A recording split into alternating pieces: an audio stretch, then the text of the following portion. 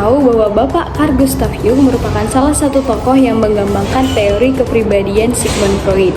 Nah, di dalam teori kepribadiannya ini ia menekankan bahwasanya ketidaksadaran bukan hanya disebabkan dari pengalaman pribadi, melainkan adanya suatu konsep-konsep yang menyeluruh dan juga kesamaan di dalam manusia itu tersendiri, yang dimana itu disebut dengan ketidaksadaran kolektif. Tapi sebelum itu izinkan saya menyebutkan atau memaparkan sedikit mengenai biografi Bapak Carl Gustav Jung. Jadi Carl Gustav Jung atau biasa kita sebut dengan Bapak Jung lahir pada tahun 1875 tepatnya di Swiss. Ayah beliau merupakan seorang pendeta dan ibu beliau merupakan anak dari pemuka agama.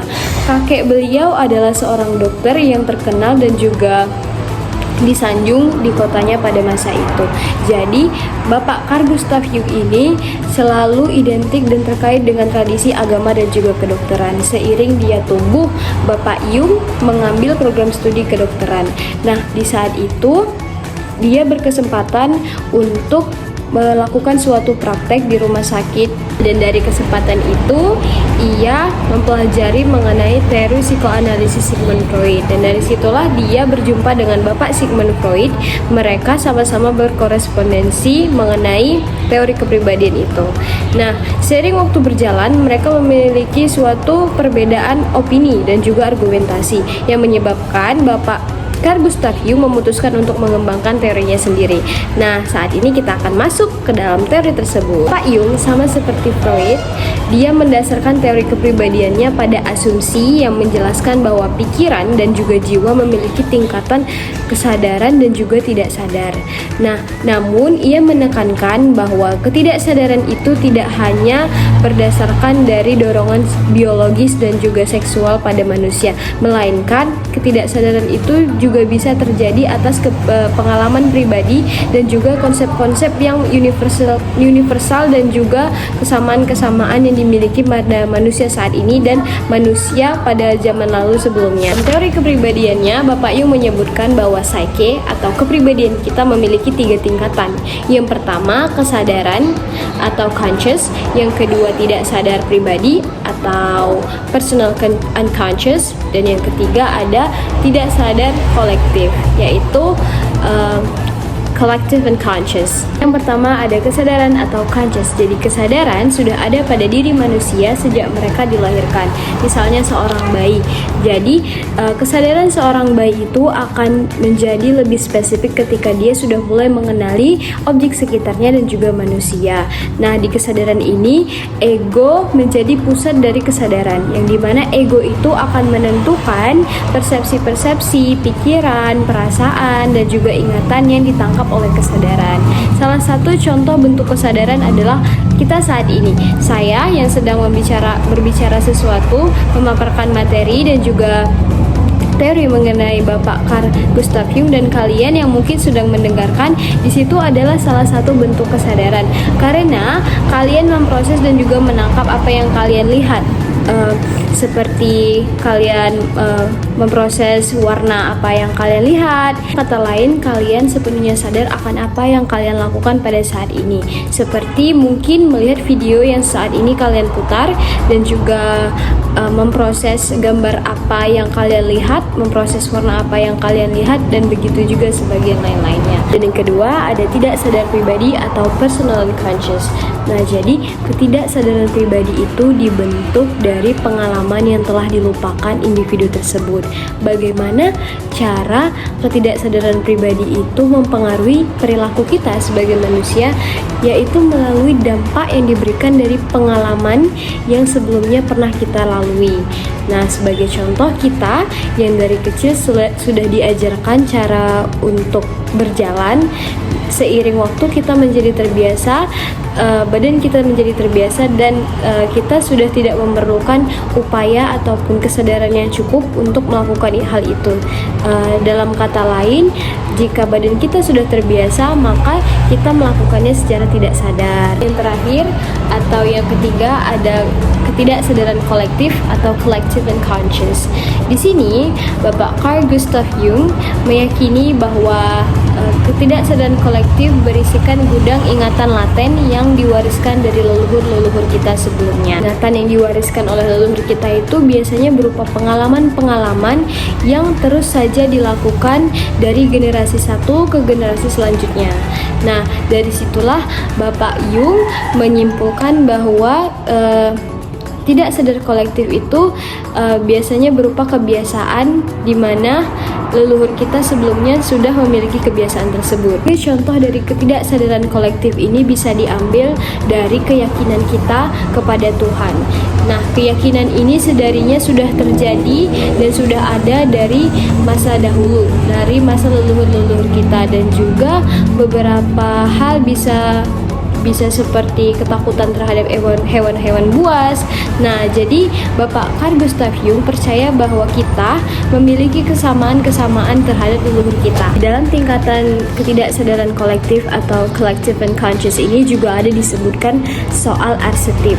Arsetip ini bisa juga diartikan sebagai pola perilaku yang terjadi secara berulang-ulang. Type memiliki 5 pola dasar pada manusia yang disebutkan oleh Bapak Carl Gustav Jung. Yang pertama itu ada persona, yang kedua ada self, yang ketiga ada shadow, keempat ada anima, dan yang kelima atau yang terakhir ada animus. Yang pertama itu adalah persona. Persona adalah karakter perilaku kita yang kita tunjukkan kepada orang lain. Dan yang kedua ada self, yang dimana merupakan harmonisasi dari seluruh kepribadian kita. Yang ketiga ada shadow, yaitu sisi gelap dan sisi yang tidak ingin kita tunjukkan kepada orang lain, yaitu sisi yang kita sembunyikan. Yang keempat ada anima, yang merupakan sisi feminim dari laki-laki, dan yang terakhir ada animus, yang merupakan sisi maskulin dari perempuan. Dalam kepribadian juga ada sikap dan juga fungsi. Sikap biasanya terdiri dari introversi, ekstraversi. Introversi adalah kepribadian atau juga sikap individu yang cenderung tidak suka untuk bersosialisasi. Mereka cenderung menutup dirinya dan aktivitas berpikir lebih mendominasi daripada aktivitas yang langsung berbuat. Nah, di introversi ini mereka cenderung menarik dirinya dari khalayak sosial. Mereka tidak suka bersosialisasi. Dan juga ada ekstroversi yang dimana hampir kebalikan dari introversi ini sendiri. Introversi ini adalah individu yang suka bersosialisasi. Ia merasa ia mendapatkan energi dari berdiskusi, bersosialisasi, dan mengumpul bersama orang-orang.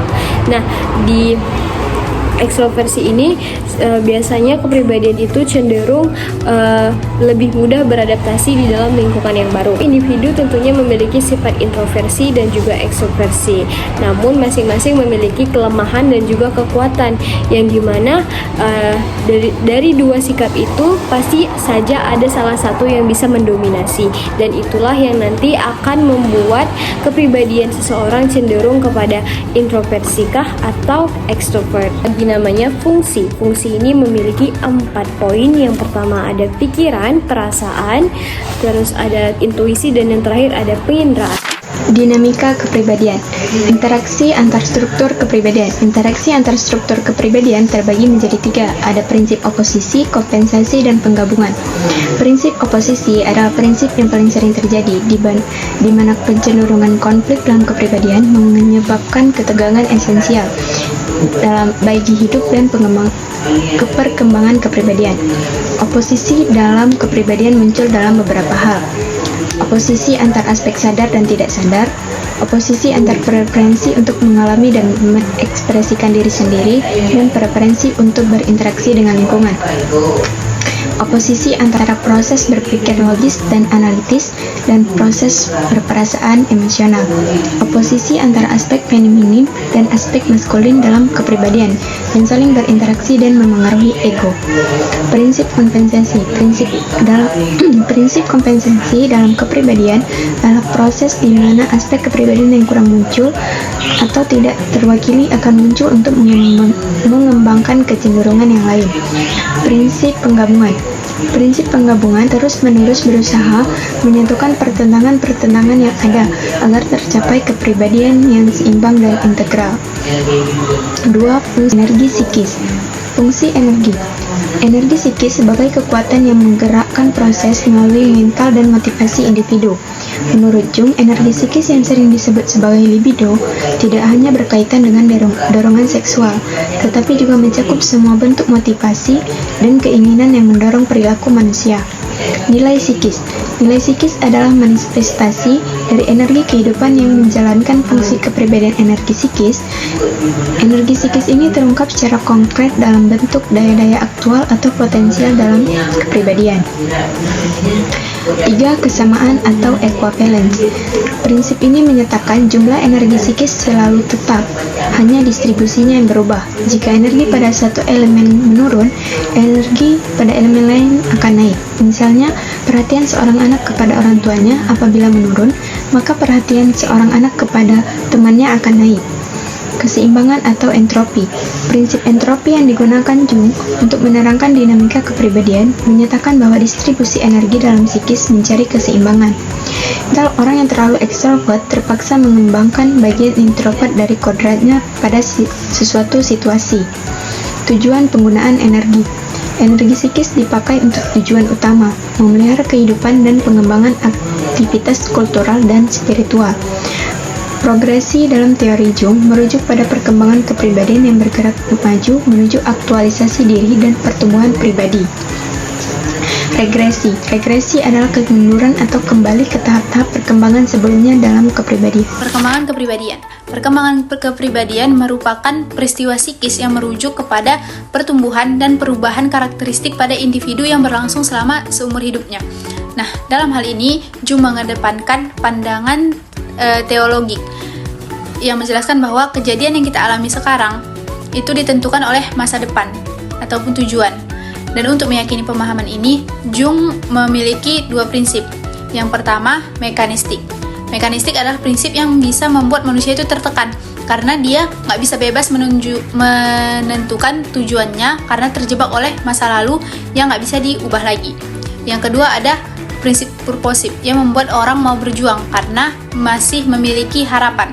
Nah, menurut Jung sendiri, dua peristiwa psikis yang terjadi secara bersamaan tidak dapat ditunjuk yang mana masa lalunya, yang mana masa depannya. Hal inilah yang dinamakan prinsip sinkronitas.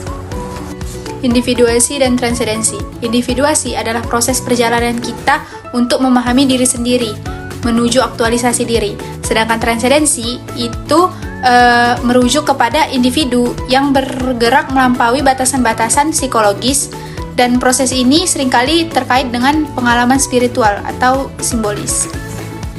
Tahap-tahap perkembangan. Pada tahap perkembangan ini, Jung membagi dalam 4 tahapan. Yang pertama, usia anak.